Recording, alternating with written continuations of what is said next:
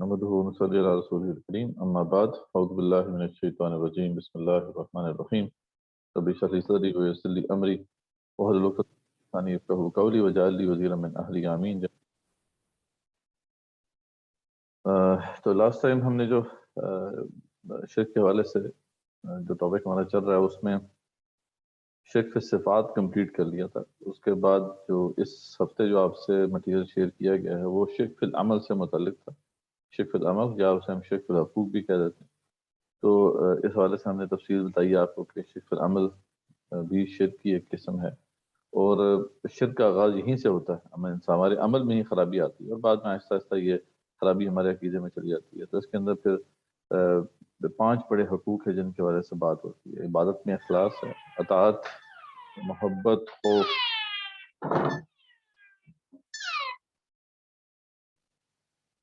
اور دعا، یہ مختلف جو ہے حقوق ہیں جن میں اللہ تعالیٰ کا حق سب سے بڑھ کر ہے۔ باقی مخلوقات کا بھی حق ہے لیکن اللہ کے حق کے بعد، لیکن اگر ہم اللہ کے علاوہ کسی اور مخلوق کا حق اسی سطح کا لے آتے ہیں یا اس کے برابر ہم کر دیتے ہیں یا اللہ کے حق سے اس کو زیادہ کر دیتے ہیں تو پھر یہ شرک فی العمل واقع ہو جاتا ہے، گو کہ عقیدہ ہمارا بالکل ٹھیک ہی کیوں نہ ہو۔ تو اس حوالے سے آپ نے تفصیل دیکھی ہوگی، اس میں سب سے پہلے جو ہے عبادت میں اخلاص ہے، اس کے حوالے سے انسٹرکشن بڑی تفصیل سے قرآن میں آئی ہیں۔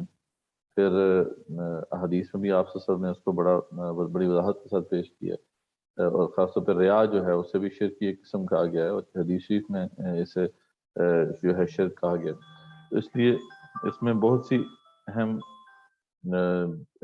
چیزیں ہیں جن کو ہمیں مد نظر رکھنا ہے کہ ہمیں ہر آن اپنے عمل اور اپنی نیت کو جو ہے ایک اسس کرتے رہنا ہے تاکہ ہم اس قسم کی شرک سے بچ سکیں، کیونکہ یہ انسان جو ہے اگر نماز بے شک اللہ کے لیے پڑھ رہا ہے لیکن اگر ہلکا سا بھی اس نے اپنا سجدہ لمبا کر لیا یا اس کی عبادت کے اندر ریا کا ہلکا سا بھی عنصر آ گیا تو پھر یہ شرک ہو جائے گا۔ پھر دوسرا اہم جو پہلو ہے اس حوالے سے وہ اطاعت کا ہے کہ اللہ تعالیٰ کی ہم نے صرف عبادت ہی نہیں کرنی بلکہ اس کی اطاعت بھی کرنی ہے، اور اس حوالے سے بھی ہم نے پھر تفصیل سے آپ کے سامنے واضح کیا کہ کس طریقے سے جو ہے اطاعت کے اندر شرک ہوتا ہے۔ اس میں وہ لوگ جو کہ اللہ تعالیٰ کے سوا کسی اور کی اطاعت قبول کر لیتے ہیں، چاہے وہ حاکم ہوں جو عدل کے مطابق فیصلے نہیں کر رہے، چاہے وہ ماں باپ کی اطاعت کر رہے ہیں کیونکہ ماں باپ جو ہیں انہیں صحیح انسٹرکشن نہیں دے رہے، دین کی طرف ہدایات نہیں دے رہے، اس کے باوجود وہ ان کی اطاعت کر رہے ہیں، یا اپنے اولو الامر کی اطاعت کر رہے ہیں یا اپنے باسز کی اطاعت کر رہے ہیں، تو یہ سب جو ہے شرک فی العمل میں آئے گا اگر عقیدہ ان کا ٹھیک ہے۔ اگر ان سے پوچھا جائے تو وہ یہی کہیں گے کہ نہیں اللہ کی اطاعت ہونی چاہیے، لیکن کیا کریں مجبور ہیں، یعنی آگے کوئی جسٹیفیکیشن پیش کر دیں گے، کوئی ایکسکیوز پیش کر دیں گے۔ اسی وجہ سے پھر جو ہے بہت ایک اہم معاملہ جو ہے نفس کی اطاعت کا ہے۔ اس طرح سے دیکھا جائے تو پھر ہر گناہ ایک طرح سے شرک کی ایک صورت بن جاتا ہے، صورت بن جاتی ہے، اور جس شخص نے بھی پھر اپنے آپ کو پوری طرح سرنڈر کر لیا اپنے نفس کے آگے تو پھر وہ شرک العقیدہ کا مرتکب ٹھہر سکتا ہے۔ خاص طور پر وہ شخص جو یہ کہہ دے کہ میں تو اب وہی کروں گا جو میرا دل چاہے گا، اٹ ڈزنٹ میٹر کہ قرآن سنت نے کیا لکھا ہے، تو اس صورت میں پھر وہ بڑے شرک کا ارتکاب کرے گا۔ تو یہ ایک دوسرا اہم پہلو ہے اس حوالے سے۔ پھر اس کے بعد ہم نے محبت کے وجہ سے بات کی کہ اللہ کی محبت سب سے بڑھ کے ہونی چاہیے، اللہ کے سوا کسی اور سے اگر محبت اسی سطح کی ہوگی یا اس سے بڑھ کر ہوگی تو پھر یہ بھی عمل کے اندر شرک ہو جائے گا اگر عقیدہ ٹھیک رہے گا۔ یہ بھی آپ کے سامنے تفصیل سے آگیا ہوگا۔ پھر خوف کے وجہ سے بات کی ہے کہ خوف انسان کی سرشت میں ہے، انسان خوف کھاتا ہے، لیکن اللہ سے زیادہ کسی اور سے نہیں ڈرنا چاہیے۔ یہ بھی اللہ تعالیٰ کی حق ہے کہ سب سے بڑھ کر جو ہے اس سے خوف کھایا جائے۔ اور پھر دعا، جب انسان مشکل میں پڑے تو اللہ ہی کو پکارنا چاہیے، سب سے پہلے اسی کا حق ہے کہ اس کو ہم پکاریں، سب سے زیادہ بھی اسی کا حق ہے کہ اسی کو پکارا جائے، یہاں تک کہ آپ سے سامنے جو ہمیں تعلیمات دی ہیں کہ نمک ختم ہو جائے تو اللہ کو پکارو، یا جوتے کا تسمہ ٹوٹ جائے تو اللہ تعالیٰ کو پکارو۔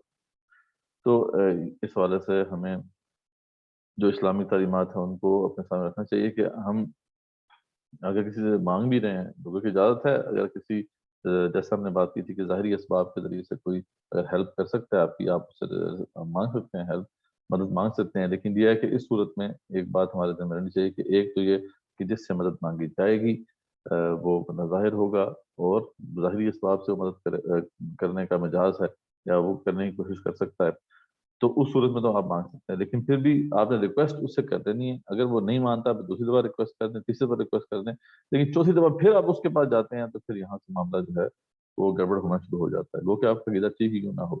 تو اس وجہ سے اسلامی تعلیمات جو ہیں اس کے اندر یہ آداب ہمیں سکھائے گئے ہیں. تو یہ اہم جو ہے پہلو اس حوالے سے امید ہے آپ نے تفصیل سے دیکھ لیا ہوگا. پھر اس کو ہم شرک اصغر بھی کہتے ہیں، اور جو اس سے پہلے جو شرک کی دو اقسام تھی، شرک فی ذات اور شرک فی صفات، وہ شرک اکبر کہلاتے ہیں. لیکن شرک اصغر شرک اکبر میں تبدیل ہو کے رہتا ہے، جیسے میں نے بات کی. اور اس حوالے سے بھی آپ کے سامنے ملٹیپل مراحل ہیں. پہلا مرحلہ گناہ کا ارتکاب کو انسان کرتا ہے، دوسرے مرحلے میں پھر گناہ پر اطمینان حاصل کرنے کی کوشش کرتا ہے، جسٹیفیکیشن آف دا سن کی اسٹیج ہوتی ہے، اور تیسرے مرحلے میں پھر وہ انکار ہی کر دیتا ہے. اور جب وہ انکار کر دیتا ہے تو بس پھر اب شرک اکبر کا ارتکاب ایک طرح سے کرنا شروع کر دیتا ہے، کیونکہ اللہ کی اتھارٹی کو اب نہیں مان رہا ہوتا، اب کسی اور کی اتھارٹی کو مان رہا ہوتا ہے. چاہے اپنے نفس کی اتھارٹی کو وہ مانتا ہے، چاہے کسی عالم سو کی اتھارٹی کو ماننا شروع کر دیتا ہے. تو بہرحال دونوں صورتوں میں جو ہے وہ ایک بڑے شرک کا ارتکاب کرنا شروع کر دیتا ہے. اور شرک سے بچاؤ کی صورت کیا ہے؟ وہ اسوہ ہے ابراہیم علیہ السلام کا، جو کہ جد الانبیاء ہیں علیہ السلام، اور جو مسلمانوں کے امام ہیں. ٹھیک ہے، تو اس کا لہو ربہ اسلم. ٹھیک ہے، جب ان سے کہا گیا اللہ تعالیٰ کی طرف سے کہ تم مانتے ہو، قال اسلمت لرب العالمین، انہوں نے فوراً جو ہے اس کو سر تسلیم خم کر دیا اس کے آگے. تو جو بھی اس طریقے سے جو ہے اللہ تعالیٰ کی بندگی کرے گا اس کے لیے پھر شرک سے بچنا آسان ہوگا، ورنہ شرک سے بچنا آسان نہیں ہے. جیسے ہی اللہ کی طرف سے مطالبہ آ گیا اس وقت ہم نے اگر لبیک کہہ دیا اور اس پہ عمل کرنا شروع کر دیا تو شرک کا دروازہ بند ہو جائے گا. لیکن اگر ہم نے اس سے روگردانی کی، اس پر عمل وغیرہ نہیں ہوئے ہم، تو پھر شرک کا دروازہ کھل جائے گا، اور آہستہ آہستہ یہ عمل سے ہوتے ہوئے عقیدے میں شامل ہو جائے گا. تو اس بات کو ہمارے سامنے رہنا چاہیے. جیسے اقبال نے فرمایا تھا نا کہ براہیمی نظر پیدا مگر مشکل سے ہوتی ہے، حوث چھپ چھپ کے سینوں میں بنا لیتی ہے تصویر. تو اب ہم کوشچن دے دیتے ہیں، یہاں تک جو ہے یہ شرک کا ہمارا ٹاپک اس ویک کمپلیٹ ہو جائے گا. امید ہے آپ نے اس کی اینیمیشن بھی دیکھ لی ہوگی. آپ کوشچن ہم لے لیتے ہیں. بہت شکریہ مدثر بھائی. پہلے ہاتھ ریز کیا ہوا ہے زبیر اسلام صاحب نے. زبیر اسلام صاحب آپ اپنی مائک کو انمیوٹ کر سکتے ہیں.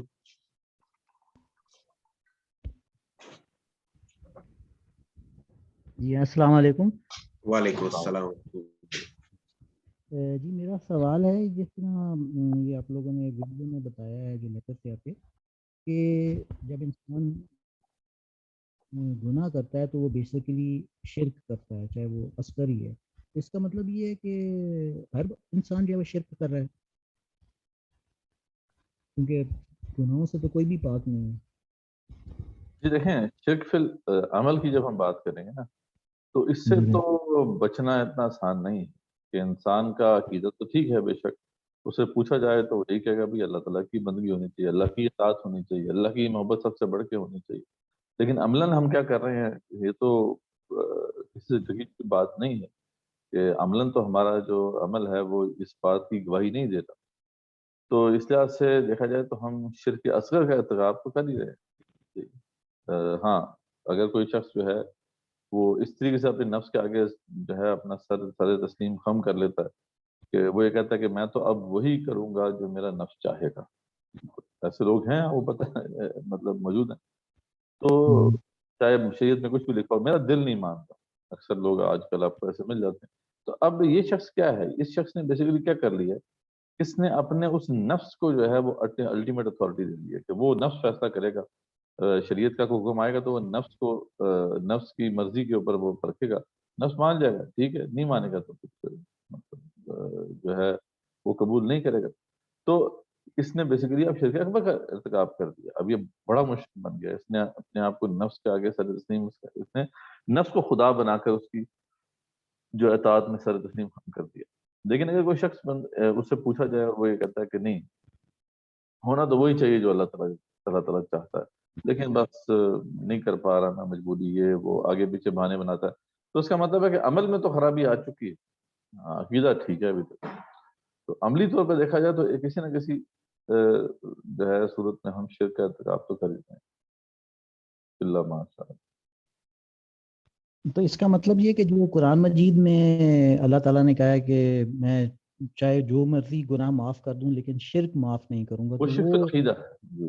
وہ شرک فی جی العقیدہ ہے، شرک اکبر کی بات ہو رہی اصغر کی بات ہو رہی ہے، ہے۔ اصغر کی بات ہو رہی ہے، جی بالکل۔ دوسرا میرے اسی ضمن میں سوال تھا کہ جس طریقے سے ہم کہتے ہیں کہ اطاعت بھی خالص ہونی چاہیے اللہ کی، اب ہم دیکھتے ہیں آج کل کے جو قوانین ہیں، جو جس طرح پاکستان میں دیکھ لیں، ہمارے پاس کافی سارے قوانین ہیں جو کہ اسلام سے تصادم ہے، مطلب جس میں جو اللہ کے قانون ہیں، اور اللہ تعالیٰ نے قرآن مجید میں بیشتر جگہوں پہ کہا ہے کہ جی جو ایسے ہی لوگ ظالم ہیں یا کافر ہیں، تو وہ جو اللہ تعالیٰ پہ یہ قوانین کے اوپر عمل نہیں کرتے، تو اس میں صورت میں ٹھیک ہے، اب جو حکمران ہے جس میں ہم کہہ سکتے ہیں انہوں نے شرک کیا، لیکن اب ہم ان قوانین کو فالو کر رہے ہیں، تو کیا پھر ہم بھی شرک کر رہے ہیں؟ دیکھیں اس میں وہی بات ہے نا کہ اگر تو ہم ان احکامات کو تسلیم کر لیتے ہیں، یعنی ایک تو ہے نا کہ ہم اس جگہ پہ رہ رہے ہیں، وہاں پہ کسی بادشاہ نے، کسی پارلیمنٹ نے، کسی بھی اتھارٹی نے ایک لا پاس کر دیا، ٹھیک ہے، فار ایگزامپل لے لیتے ہیں کہ زنا کے اوپر اللہ تعالیٰ کا حکم ہے 100 کوڑے لگاؤ، زانی مرد زانی عورت کو، اور جو شادی شدہ ہیں ان کو رجم کرو، یہ حکم ہے شریعت کا۔ اب ایک جگہ پہ کسی بادشاہ نے کہہ دیا کہ نہیں، یہاں پہ تو جو اب زنا کرے گا اس کو 10 کوڑے سزا ملے گی، ٹھیک ہے۔ اب اس طرح کی سچویشن میں کیا ہے کہ آپ اس کی رعایا میں ہیں تو آپ ان پروٹیسٹ رہیں گے، ٹھیک ہے، آپ اس کو ڈیناؤنس کریں گے، آپ اس کی مخالفت کریں گے، جو جو مواقع آپ کو ملیں گے آپ ان مواقع کو استعمال کر کے اپنی آواز کو بلند کریں گے، اور خاص طور پہ اپنے سوشل جو بھی آپ کا سرکل ہے اس کے اندر اس بات کو پھیلائیں گے بھئی یہ غلط ہے، یہ بات درست نہیں ہے، یعنی ایک طرح سے آپ ایک باغی کی حیثیت سے وہاں پہ رہیں گے تو پھر تو ٹھیک ہے۔ لیکن ایک بندہ جو ہے وہاں پہ اگر وہ رہ رہا ہے اور اس کے وجہ سے کچھ نہیں کر رہا، تو ایک طرح سے عملی طور پر تو وہ اس میں ملوث ہو گیا، ہاں عقیدہ بھی ٹھیک ہے اس کا، اسے پوچھا جائے کہ بھئی کیا یہ بات درست ہے، کہتے نہیں غلط ہے، یہ بالکل غلط ہے، جو بھی حاکم نے بات کی ہے یہ یا حکمرانوں نے بات کی ہے، یہ فیصلہ کیا ہے غلط کیا، لیکن وہ ظاہری بات ایسی معاشرے میں رہتا ہے، پروٹیسٹ بھی نہیں کرتا، نہ اس کے خلاف کوئی جدوجہد کرتا ہے، تو اب یعنی عملی طور پر دیکھا جائے تو اس نے ایک طرح سے انڈورسمنٹ دی ہوئی ہے، تو یعنی یہ ہم کہہ سکتے ہیں کہ عمل کے اندر اب درجے مختلف ہیں، ایک بندہ جو ہے وہ عملاً اس لحاظ سے بڑا مشرک ہوگا عملی طور پر کہ جو زیادہ حاکم کے ساتھ کھڑا ہوا ہے اس وقت، یعنی حکمران کی سپورٹ بھی کر رہا ہے اور ان کو جو ہے سمجھتا بھی ہے کہ ٹھیک ہے جی یہ کچھ کام چلا لیں گے، بہتر لوگ ہیں، اس طرح کر کے اگر وہ ساتھ کھڑا ہوا ہے تو زیادہ بڑا مرتکب ہے۔ اگر اسے پوچھا جائے کہ یار یہ جو تمہارے جو حاکم جن کو تم سپورٹ کر رہے ہو وہ تو شریعت کے خلاف فیصلے کرتے ہیں، تو آپ کو جواب ہی دیتا ہے ہاں یار ٹھیک ہے غلط ہے، لیکن کیا کریں اور کوئی ہے ہی نہیں اس سے بہتر، اس طرح کی آپ کو جسٹیفیکیشن مل جاتی ہے، تب بھی اسے ہم ایک فی العمل کا ارتکاب کرنے والا کہیں گے۔ لیکن کوئی بندہ کہتا ہے نہیں جی بالکل یہ حق ہے حکمران کا کہ وہ جو فیصلہ طے کر لے، اب آپ سمجھ سکتے ہیں کہ معاملہ مختلف ہو گیا ہے، اب جو ہے وہ اس نے شرک اکبر کا ارتکاب کر دیا، تو یہ ہمیں ذہن میں رکھنا چاہیے۔ ٹھیک ہے، ایک اور سوال تھا میرا، یہ ریگارڈنگ جس طریقے سے ہم کہتے ہیں خوف میں اخلاص، جس طرح اللہ سے ہی ڈرنا چاہیے، لیکن جس طرح سانپ ہو گیا، اندھیرے سے، کوئی ہائٹ سے ڈرتا ہے، کوئی مطلب اس طرح کا جو ڈر ہے، اس کو تو ہم اس والے خوف میں تو نہیں لے کر آئیں گے۔ یعنی جیسے میں نے محبت کی وجہ سے بھی بات کی، اطاعت کی وجہ سے یہ ساری جو حقوق ہیں اس میں یہ بات نہیں ہے کہ اللہ کا ہی حق ہے، ہمیں اللہ تعالیٰ نے دیگر جو ہے حقوق بھی رکھے ہیں مخلوقات میں سے بھی، اور دیگر ایسپیکٹس بھی ہیں اس کے اندر، جیسے فار ایگزامپل ہم اطاعت کرنے کی بات کرتے ہیں تو کیا ماں باپ کی اطاعت نہیں کرنا واجب ہے؟ ماں باپ کی نافرمانی کرنا مطلب کبیرہ گناہ ہے، ٹھیک ہے، اور بیوی کا اپنے خاوند کی اطاعت نہ کرنا کبیرہ گناہ ہے، ٹھیک ہے، تو لیکن بات کیا ہو رہی ہے کہ اللہ کی اطاعت سب سے اوپر ہوگی، جہاں پر معاملہ اللہ کی اطاعت کا آ گیا وہاں پہ اگر کسی مخلوق کی اطاعت کر لی گئی تو پھر یہ شرک ہو جائے گا، لا طاعۃ لمخلوق فی معصیۃ الخالق۔ اسی طریقے سے خوف کا معاملہ، خوف بھی ہماری سرشت میں ہے، میں نے بتایا نا کہ انسان کے اندر خوف ڈالا ہوا ہے اللہ تعالیٰ نے، تو اندھیرے سے کوئی خوف کھاتا ہے، کوئی پانی سے خوف کھاتا ہے، کوئی بچھو سے، کوئی، ٹھیک ہے، لیکن وہ خوف جب اللہ کے خوف کے ساتھ ساتھ آ جائے، فار ایگزامپل یہ بات آ جائے کہ اللہ کے دین کے لیے آپ کچھ کام آپ کو کرنا ہے، بس سانپ آپ پتہ چلے یار بہت سانپ ہے اس علاقے میں، اب آپ دیکھتے ہیں کہ اب سانپ کا خوف جو ہے آپ پر غالب آ جاتا ہے اور اللہ کے دین کے لیے اس کام ٹاسک کے لیے نہیں نکلتے، تو پھر یہاں پہ معاملہ کیا ہو جائے گا، یہاں پہ بھی شرک کا ارتکاب ہوگا، لیکن وہ بھی شرک عمل کا ہی ارتکاب ہوگا۔ عقیدے کا تو اس وقت ہوگا جب وہ کہے گا نہیں جی سانپ سے جو خوف کھانا جو ہے نا وہ زیادہ اس کے مطلب اللہ تعالیٰ کے خوف سے بڑھ کر ہے یہ سانپ کا خوف، تو پھر تو وہ تو شرک اکبر کا ارتکاب کرے گا۔ لیکن عموماً آپ کو پتا ہے ایسا نہیں ہوگا، زیادہ تر تو یہ ہوگا ٹھیک ہے اس خوف کی وجہ سے وہ اس کام پہ نہیں جائے گا، عمل جو ہے جس کا مطلب ہے اس کے اندر خرابی آ گئی۔ تو وہی بات ہے کہ جہاں پر اللہ کا خوف کا معاملہ، اللہ کے خوف کا معاملہ آ جائے، وہاں پر پھر کسی اور کے خوف کا جو ہے ہمیں خیال نہیں رکھنا اور آگے بڑھ جانا ہے اس خوف کو اپنے ذہن اپنے اعصاب سے اتار کر۔ اس طرح محبت کا معاملہ ہے، ٹھیک ہے، محبت بھی آپ کو اپنی بیوی سے محبت کرنی ہے، ماں باپ سے محبت کرنی ہے، بچوں سے محبت کرنی ہے، محبت تو کرنی ہے، رشتہ داروں سے محبت کرنی ہے، بھائیوں سے محبت کرنی ہے، لیکن یہ ہے کہ وہ محبت جب اللہ تعالیٰ کی محبت سے اوپر چلی گئی پھر تو جائے گا۔ جس طرح کوئی کہے کہ جی میں جہاد سے کوئی ڈر جائے اس سے، جیسا اب یہ وہ اللہ کا حکم ہے جس میں جہاد کرنا ہے، اس میں اصل اگر کوئی پہلا ٹیسٹ ہی آپ پتا خوف کا ہے، وَلَنَبْلُوَنَّكُمْ بِشَيْءٍ مِّنَ الْخَوْفِ، پہلا تو جو وہ کہتے ہیں نا جو ڈر گیا وہ مر گیا، تو دین کے اندر ہے ہی معاملہ یہ کہ دین آپ کو کھڑا کرتا ہے ایک بڑے کام کے لیے، وہاں خوف اگر طاری ہو گیا بس ادھر ہی آپ کا معاملہ ختم ہو گیا۔ تو پہلا ٹیسٹ ہی خوف کا ہے، اللہ تعالیٰ نے امت مسلمہ کے لیے جو پہلا ٹیسٹ رکھا ہے، بہت بڑا ٹیسٹ رکھا ہے، وہ خوف سے رکھا ایک آخری سوال تھا میرا کہ یہ جس طرح علماء سو کی جس طرح بات ہم نے کی، اب ان کو پہچانیں گے کیسے ہم؟ بڑی بڑی سیدھی سی بات ہے، بڑی سمپل سی یارڈ اسٹک ہے، قرآن اور سننا، ٹھیک ہے۔ قرآن کے اندر جو کردار موجود اللہ تعالیٰ نے دکھائے ہیں انبیاء اور رسول مسلم کے، اس کی پرسنالٹی کے ساتھ اس کو کمپیئر کر کے دیکھ لیں، یا رسول اکرم کی سیرت، اور کچھ سب ایک طرف ہیں، رسول اکرم کی سیرت آپ پڑھ کے دیکھ لیں، کیونکہ قرآن مجید بھی آپ کی سیرت ہی ہے، گانا خلوقہ القرآن، وہ جو حضرت عائشہ صدیقہ نے فرمایا تھا کہ آپ صلی اللہ علیہ وسلم کی ساری زندگی کیا ہے، وہ قرآن ہی ہے۔ تو قرآن کو پڑھ کے دیکھ لیں کہ قرآن کس قسم کی سیرت جو ہے اس کو پیش کرتا ہے، قرآن کے اندر جو کردار ہیں وہ جن کو قرآن نے سراہا ہے وہ کون سے کردار ہیں، ان کو آپ اسٹڈی کر لیں، یا سیرت محمدی صلی اللہ علیہ وسلم کو دیکھ لیں۔ جو عالم جو ہے وہ اس سیرت کے مطابق زندگی بسر کر رہا ہے یا اس کو ایڈوکیٹ کر رہا ہے وہ عالم حق ہے، اور جو بندہ اس میں کچھ رکھنا آگے پیچھے بات کر رہا ہے تو وہ عالم سو ہے۔ جی جزاکم اللہ خیر، تھینک یو۔ بہت شکریہ زبیر صاحب۔ اب ہم سوال لیں گے ارسلان اللہ خان صاحب سے، ان سے گزارش ہے کہ اپنے مائک کو انمیوٹ کریں۔ السلام علیکم سر۔ وعلیکم السلام ورحمۃ اللہ وبرکاتہ۔ سر میرا سوال تھا کہ شرک کے حوالے سے جو ایک قسم ہے وطن پرستی، تو اس کے حوالے سے ہم دیکھتے ہیں کہ ایک جیسے ہندوستان کے اندر وہ لوگ کہتے ہیں بھارت ماتا یا وندے ماترم کے بھی نعرے لگاتے ہیں، تو وہاں کے جو مسلمان ہیں وہ یہ کہتے ہیں کہ جناب یہ نعرہ ہم نہیں لگائیں گے کیونکہ ہم جو ہے وہ اس طرح کا کانسیپٹ ہمارا نہیں ہے، جو ہندوؤں کا کانسیپٹ ہے آپ کا کانسیپٹ الگ ہے، ہمارا الگ ہے۔ اس پر اکثر جو ہے وہ نظر رہتا ہے ہندوؤں اور مسلمانوں میں۔ لیکن اب پاکستان کے اندر بھی ہم دیکھ رہے ہیں کہ اس طرح کے گانے بن رہے ہیں، میری دھرتی تو سلامت رہے، دھرتی کو مطلب ایک ماں کے طور پہ لیا جا رہا ہے، اور اس کے حوالے سے نغمے وغیرہ بھی سامنے آ رہے ہیں۔ اور ابھی ایک قریب حال میں ہی ہمارے ایک دوست ہیں، انہوں نے اس طرح کی کوئی پوسٹ بھی شیئر کی تھی فیس بک پہ کہ جب ہم گھر سے نکلتے ہیں تو وہ ہمیں دیکھتا ہے، جب ہم باہر جا مصیبت میں پھنستے تو وہ ہماری حفاظت کرتا ہے۔ تو میرے ذہن میں تو یہی کانسیپٹ تھا 100% کہ اللہ کا ذکر ہوگا آخر میں کہ وہ ہمارا اللہ ہے، لیکن انہوں نے لکھا وہ ہمارا ایک سیکیورٹی ادارہ ہے۔ تو اس طرح کی جو کیفیات ہمارے یہاں آ رہی ہیں یہ تو بہت خطرناک چیز ہے، اور اس کے خلاف آواز اٹھانے والا اگر کوئی بات کرے گا تو اس کو تو یہ کہا جائے گا کہ آپ تو بھائی غدار ہیں۔ تو ایسے معاملات کے اندر تو بڑا مسئلہ ہو جاتا ہے ہمارے لیے۔ وطن پرستی جو ہے یہ بھی ایک شرک ہے آج کے دور کا، جیسے اقبال نے کہا تھا نا، امتاز خداؤں میں بڑا سب سے وطن ہے، جو پیرہن اس کا ہے وہ مذہب کا کفن ہے۔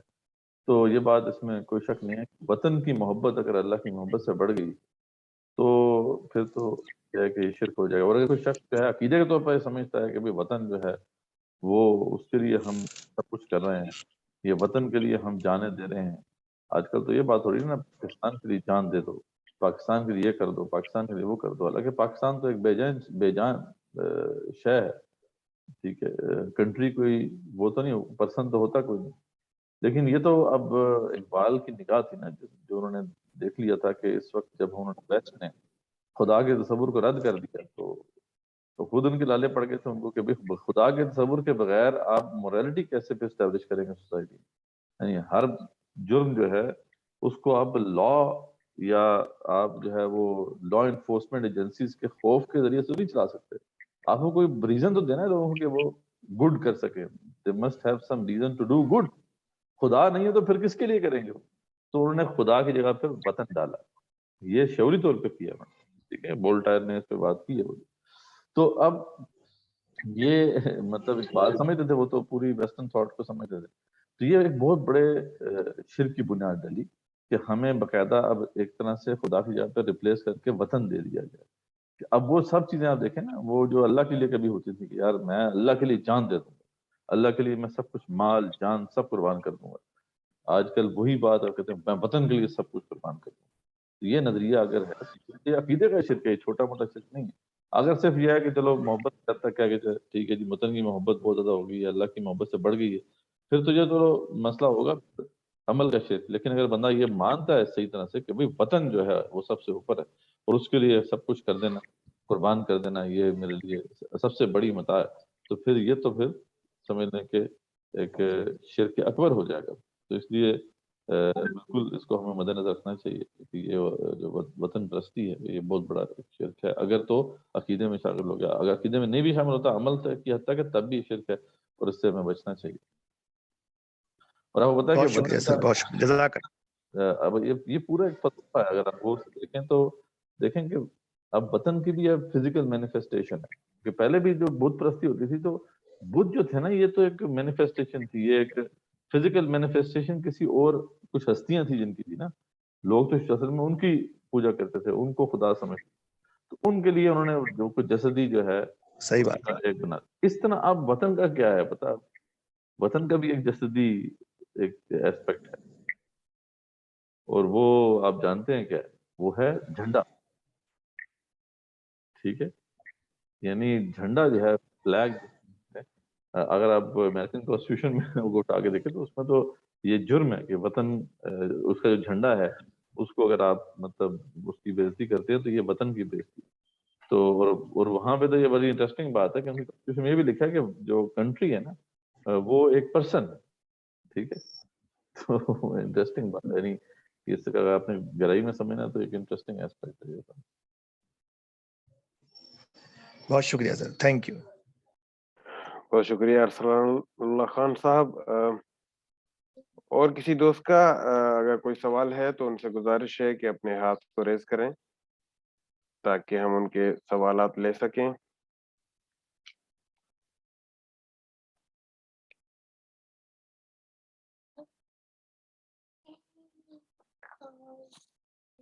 جی، اور میں نے ایک لنک پیسٹ کیا ہے چیٹ باکس میں جو کہ حاضری کا لنک ہے. آپ سب سے گزارش ہے کہ اپنے حاضری کے ریکارڈ کو درست کر لیا کریں وقتاً فوقتاً. جب بھی آپ ویڈیو دیکھ لیں یا on line live session attend کریں تو اپنے حاضری کا ریکارڈ درست کر لیں، کیونکہ حاضری کا 60% ہونا اس کورس کو کوالیفائی کرنے کے لیے بہت ضروری ہے.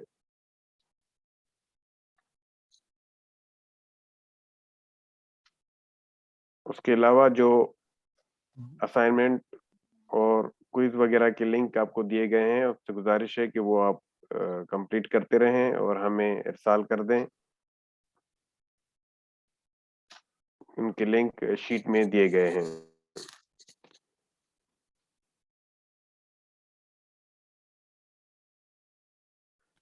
بھائی اور کوئی سوال تو نہیں ہے؟ آپ جیسا حکم کریں تاکہ ہم آگے بڑھیں. اگر سوال نہیں ہے تو ہم کنکلوڈ کریں اس سیشن کو. دیکھ لیں ابھی کوشچن ہے مزید اس والے سے، کیونکہ اس ٹاپک کو سمجھنا بہت ضروری ہے. یہ دین کی ایک طرح سے بیک بون ہے توحید پہ جو تصور رکھا. اور توحید ہمیں سمجھ میں نہیں آ سکتی جب تک کہ شرک سمجھ میں نہ آئے. تو اس کے جو مختلف پہلو ہم نے سمجھے ہیں ان کو اچھے طریقے سے اپنے اندر اتارنا ہے، تبھی جو ہے ہم دین کو صحیح طرح سمجھ پائیں گے. تو اس میں کچھ بھی رکھنا رہ گیا اگر تو پھر باقی تصورات ہیں جو دین کے ان کو سمجھنا آسان نہیں، بلکہ اس کے اندر ایک ویسے ہی نیچرلی ایک پرورجن آ جاتی ہے. تو اس بات کو اپنے سامنے ضرور رکھیں، اور کوئی بھی آپ کا سوال ہے، اشکال ہے اس حوالے سے تو وہ ضرور کلیئر کریں.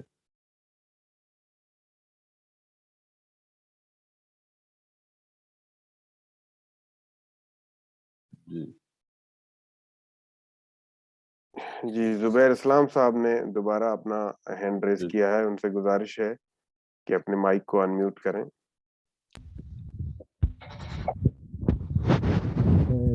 السلام علیکم۔ ہاں، ایک سوال تھا میرا، اور یہ جس طرح نماز ہم پڑھتے ہیں، اس میں کبھی دفعہ خیالات ادھر ادھر چلے جاتے ہیں، تو اس کو ہم کیا کہیں گے؟ یہ کوئی اس میں عبادت ہماری میں اخلاص نہیں ہے، کیا وجہ ہے؟ نہیں، بات تو ہے، اگر ہم دیکھیں غور سے دیکھیں تو اگر تو دھیان اللہ کی طرف نہیں ہے نماز میں، نماز کا مقصد یہ تھا تاکہ میں اصطلاح ذکری نماز کا قائم کروں میری یاد کے لیے، لیکن اگر ہم نماز پڑھ رہے ہیں لیکن یاد اللہ کی نہیں آ رہی ہے، اللہ کی طرف دھیان نہیں ہے، تو مطلب وہ جو اخلاص تھا وہ اس طرح برقرار نہیں رہا، اور شیطان یہی چاہتا ہے کہ آپ کی اس عبادت کے اندر ملاوٹ کر دے اور آپ کو اس کے جو ہے اجر سے یا اس کے جو فوائد آپ کو ملنے والے ہیں اس سے محروم کر دے۔ تو یہ بات ہے اپنی جگہ پہ کہ ہمیں اس پہ بڑے شعوری طور پہ کوشش کرنی چاہیے، اور واقعی یہ بڑا مشکل معاملہ ہے۔ مطلب جیسے ہی آپ نیت باندھ کے کھڑے ہوتے ہیں فوراً جو ہے، اور یہ حدیث میں بھی آتا ہے کہ شیطان اپنا کام شروع کر دیتا ہے، ایسے خیالات میں لے کے آتا ہے کہ آپ کی وجہ اس سے ہٹ جاتی ہے، اور پھر جا کے کہیں پہ دھیان آتا ہے اس وقت جب آپ سلام پھیر رہے ہوتے ہیں کہ بھی نماز کی حالت میں تھے۔ کئی دفعہ اکثر اب تو ایسا ہے کہ شاید ہی کو بچا ہو اس سے کہ پتہ ہی نہیں ہوتا کیا پڑھ رہے ہیں، یہ بھی نہیں پتا کون سی ضرورت پڑی ہے۔ تو یہ بھی ظاہری بات ہے کہ ملاوٹ ہے ایک طرح سے، اور ہمیں اس سے احتیاط کرنی چاہیے۔ جس طرح بہت سارے ہمارے لوگ ہیں جن کو جو ہم نماز پڑھ رہے ہوتے ہیں اس کا تو مطلب بھی نہیں پتہ، جی تو وہ اس کو پھر کیسے اخلاص کیسے حاصل کریں گے؟ بالکل ایسا ہی ہے، یہ تو ایک بدقسمتی ہے ہماری کہ ہم اس کو سمجھنے کی کوشش نہیں کرتے۔ ایک طریقہ یہی ہے کہ ہم اس کو سمجھ کے پڑھیں، کہ اور بھی ہیں جو اس والے سے اسکالرز نے بتایا ہے کہ آپ نماز کو، جب ایک تو حدیث میں ہے کہ نماز ایسی پڑھیں جیسے کہ آپ اللہ کو دیکھ رہے ہیں، اور اگر یہ نہیں تو کم سے کم یہ تو سوچ رکھیں کہ اللہ آپ کو دیکھ رہا ہے۔ یا پھر یہ ہے کہ جیسے جو ٹپ ہے وہ یہ ہے کہ آپ ہر نماز کو ایسے پڑھیں کہ وہ آپ کی آخری نماز ہے، تو آپ کا دھیان ہوگا، فوکس ہوگا۔ پھر یہ ہے کہ نماز جب پڑھنے جائیں تو اپنا غرض سامنے لے کے جائیں، مسائل آپ کے لسٹ کریں اور اللہ کے سامنے پیش ہوں ان کو لے کر، تاکہ آپ کا دھیان رہے، کیونکہ آپ کا غرض ہوگا تو دھیان رہے گا۔ تو اس طرح کے مختلف جو ہیں طریقے ہیں جن سے آپ فوکس کو برقرار رکھ سکتے ہیں، لیکن آپ کو بہرحال ایک شعوری کوشش کرنی ہوگی، ایک ایکسٹرا مائل جا کے آپ کو ایفرٹ کرنی ہوگی، تب خشوع حاصل ہوگا۔ ورنہ مطلب اگر ہم اس پہ کوئی ایفرٹ نہیں کریں گے اور ایسے ہی بس نماز پڑھنے چلے جائیں گے تو شیطان اپنا کام کر کے رہے گا اور وہ کامیاب ہوتا ہے، موسٹ آف ٹائم اس طریقے سے وہ کامیاب ہو جاتا ہے۔ تو اس لیے ہمیں ابو یعوذ باللہ بھی پڑھنا ہے، جیسے ہی شیطان اور بھی جو دعائیں اس والے سے ہیں ان کو بھی پڑھنا ہے کہ ہمارے سامنے رہنی چاہیے۔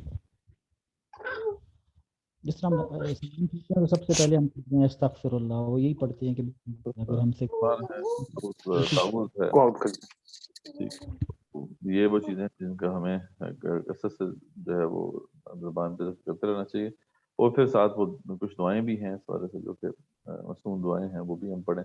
تو انشاءاللہ ان سب کو ہم ساتھ رکھیں گے، ان چیزوں کو، تو پھر پاس میں فوکس کیا رکھا جا سکتا ہے۔ جی شکریہ، جزاک اللہ۔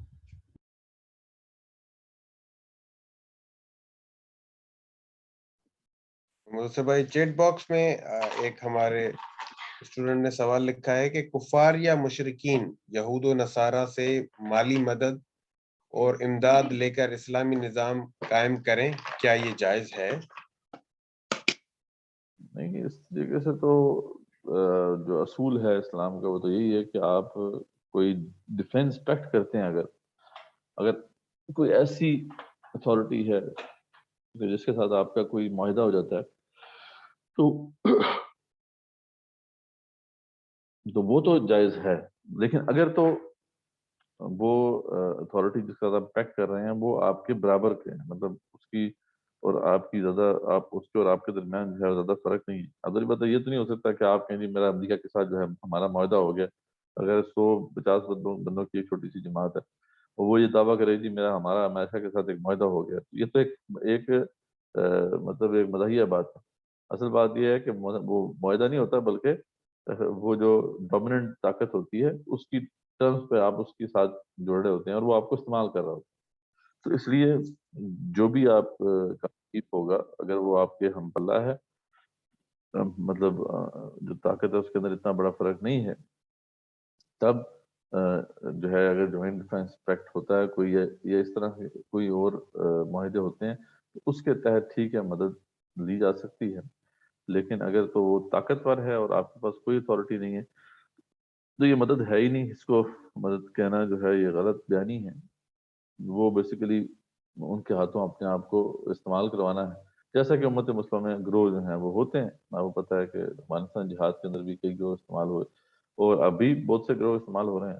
تو وہ کوئی ایسی چیز نہیں ہے کہ جسے ہم کہیں کہ جی اسلامکلی وہ ہم اسے ایکسیپٹیبل کہیں. ہاں اگر واقعی کوئی اینٹی اتنی بڑی ہے، وہ اگر پیکٹ کرتی ہے غیر مسلموں کے ساتھ اور یہ بات طے ہوتی ہے کہ ہم مل کے جو ہے ہم دفاع کریں گے کسی جگہ کا، یا مل کے ہم کسی جگہ پہ اوفینسو کریں گے، تو اس صورت میں کمبائنڈ ایفرٹ کی جا سکتی ہے.